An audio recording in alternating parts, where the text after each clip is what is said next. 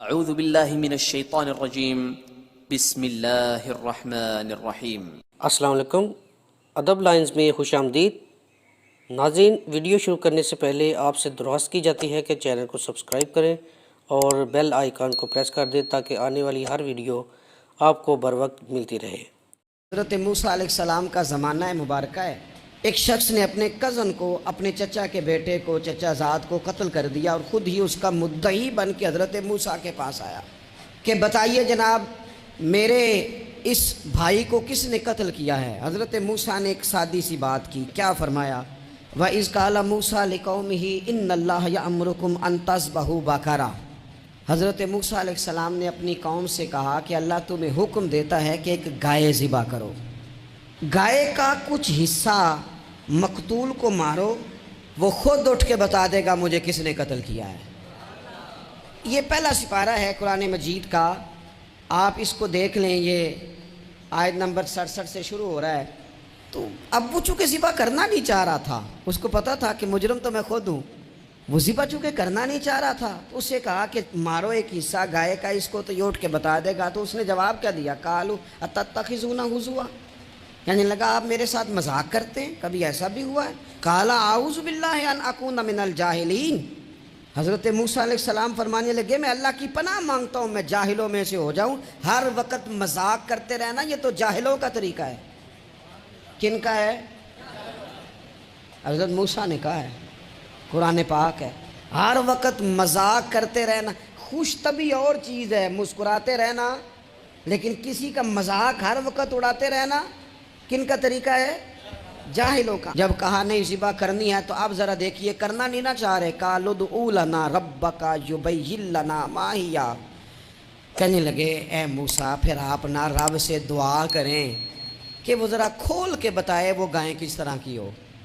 ارادہ نہیں نہ ذبح کرنے، آپ دعا کریں۔ قال انہ یقول انہا بقرۃ لا فارض ولا بکر، فرمایا کہ رب کہتا ہے وہ گائے نہ بوڑھی ہو نہ زیادہ بچیا ہو، عوان بین ذالک، ان کے درمیان ہو، یعنی جوان گائے ہو۔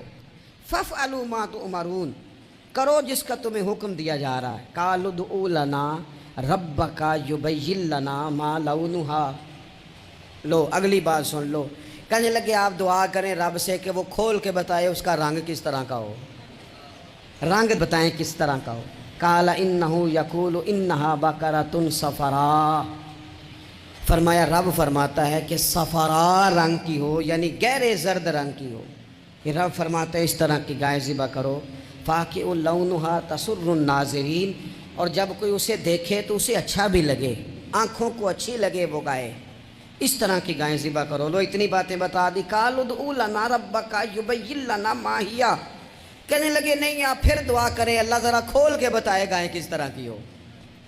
ان البقرہ تشابہ علینا، ہمیں ذرا گائیں پر شبہ پڑ گیا ہے کس طرح کی ذبح کرنی چاہیے۔ وَإِنَّا انشاءاللہ لمہتدون، اگر اللہ نے چاہا تو ضرور ہم ہدایت پا جائیں گے۔ پھر اللہ تعالیٰ نے فرمایا کہ قال انہ یقول انہا بقرۃ لا ذلول تثیر الارض، گائیں اس طرح کی ہو کہ وہ کبھی کھیتی میں نہ چلائی گئی ہو، یعنی اس کو کبھی کام نہ اس سے لیا گیا ہو۔ بیل کو لوگ لگاتے تھے نا، جو کام آج ٹریکٹر سے لیا جاتا ہے وہ گائے بیل سے لیا جاتا تھا، تو وہ کھیتی باڑی کے کام نہ اس کو لگایا گیا ہو۔ ولا تسقی الحرث، اور نہ اس سے پانی نکالا گیا ہو، نہ کھیت چلانے ہل چلانے میں لگائی گئی ہو، اور وہ جو کنواں ہوتا تھا جس کے گرد گائیں گھومتی تھی، تو کہا وہ بھی کام اس نے نہ کیا ہو گائے نے۔ مسلمۃ لا شیۃ فیہا، وہ ہر عیب سے پاک ہونی چاہیے۔ قالوا الآن جئت بالحق،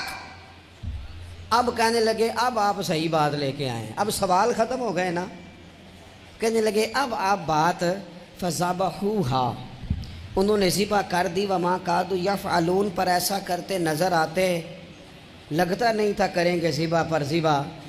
اچھا یہ گائیں پھر ملی کیسے؟ امام خازن کہتے ہیں کہ ایک نیک آدمی تھا، تو اس کا آخری وقت آ گیا، تو اس کے پاس جو کل جمع پونجی تھی وہ ایک بچیا تھی، گائیں کی بچی، بچیا ویڑی، اس کے پاس وہ ایک بچیا تھی صرف۔ تو اس نے اس طرح کیا کہ اس کی گردن پر ایک مہر لگائی، اللہ کے نام پر بطور امانت اس نے اس کو جنگل میں چھوڑا، کہا یا اللہ میرا بیٹا ایک ہی ہے، وہ بھی چھوٹا ہے، اس کی حفاظت کرنا اور میرے بیٹے کو پہنچا دینا۔ بچہ بالغ ہو گیا، اس کی ماں نے کہا بیٹا جو امانتیں رب کے پاس رکھوائی جائیں نا ان میں خیانتیں نہیں ہوا کرتی، جا کے جنگل میں آواز دے تیری گائے واپس آ جائے گی۔ اس نے جا کے جنگل میں آواز دی کہ وہ جو میرے باپ نے امانت رکھوائی تھی وہ کدھر ہے؟ وہ نشان لگی ہوئی گائیں دوڑتی ہوئی اس کے پاس آئی۔ واللہ خیر الرازقین، جب رب بندوبست کرے، جب اللہ بندوبست کرے تو پھر معاملہ اور ہوتا ہے۔ وہ گائے آ گئی۔ اب اس نے کیا کیا اس نوجوان نے کہ وہ گائے گھر لایا، ماں سے آ کے کہا کہ اماں یہ تو اللہ نے فضل کر دیا۔ ماں کہنے لگی پتر حالات ہمارے خراب ہیں، منڈی میں لے جا اسے بیچ دے، لیکن سودا میری مرضی کے بغیر طے نہ کرنا۔ کس کی مرضی کے بغیر؟ کس کی؟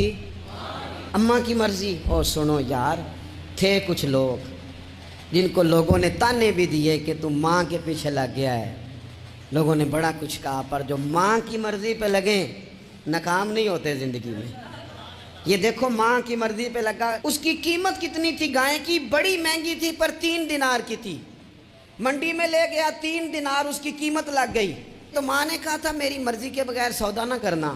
اب بچے تو نہیں نا مانتے، اماں کو کیا پتا بار بزنس کیا ہے، لین دین کیا ہے، پر ماں نے کہا تھا میری مرضی۔ بندہ دے رہا ہے اسے 3 دینار، اس نے کہا جی میں نے طے تب کرنا ہے، ڈن تب کرنا ہے، پہلے اماں سے پوچھنا ہے۔ گھر جا کے اماں سے پوچھا، اماں کہنے لگی دے دے۔ واپس آیا تو اس نے کہا کہ میں 6 دینار دیتا ہوں پر میری شرط ہے، ماں سے نہیں پوچھنا۔ اس نے کہا تو 12 بھی دے، ڈن تب بھی ہونا ہے جب اماں نے کہنا ہے۔ وہ جب اس طرح کی اس نے گفتگو کی، واپس اپنی والدہ کے پاس گئے، کہنے لگے اماں سمجھ نہیں آتی، 3 دینار کی گائیں بندہ 12 میں خریدنے کو تیار ہے، شرط لگاتا ہے کہ اماں سے نہیں پوچھنا۔ تو والدہ کہنے لگے پتر پہلے اس سے جا کے پوچھ کیا وہ ہے کون، یہ کوئی روحانی معاملہ ہے، کوئی غیبی مدد ہے، پوچھ۔ اس سے جا کے پوچھا تو وہ کہنے لگا میں تو فرشتہ ہوں اللہ کا، تو نے گائیں بیچنی نہیں، اس لیے کہ تیرا باپ بھی نیک ہے، تیری ماں بھی نیک ہے، رب تیرے رزق میں برکت پیدا فرمانا چاہتا ہے۔ ماں باپ نیک ہونا رزق میں برکت ہو جاتی ہے۔ ماں باپ نیک ہوں، ان کی صالحیت کا اثر پہنچتا ہے بچوں تک۔ رزق حلال کما کے لانے والے ہوں تو گھر میں برکت ہوتی ہے۔